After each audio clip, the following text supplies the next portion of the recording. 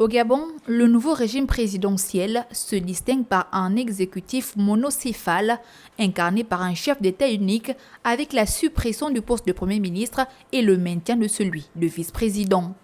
Ce modèle repose sur une stricte séparation des pouvoirs avec une nette distinction entre l'exécutif, le législatif et le judiciaire. Nous avons eu des premiers ministres dans ce pays qui nous ont toujours dit qu'ils n'ont jamais réellement gouverné, qu'ils n'étaient responsables de rien et que tout se faisait au palais.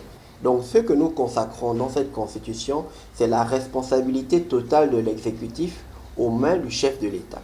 Donc le chef de l'État ne pourra plus se défausser sur le Premier ministre ou le chef de gouvernement pour dire « j'ai orienté une politique générale qui n'a pas été bien mise en œuvre par le gouvernement ». Non, le président de la République a désormais la charge et la responsabilité totale de la mise en œuvre des politiques publiques visant à améliorer les conditions de vie des Gabonais.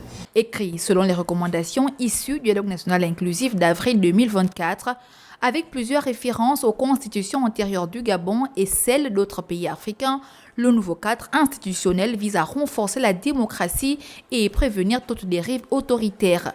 Des garde-fous ont ainsi été intégrés dans la mise en œuvre du pouvoir exécutif afin d'assurer un meilleur équilibre et une gouvernance plus responsable. On a d'abord la limitation des mandats. C'est un acquis constitutionnel qui fait notamment partie des intangibilités.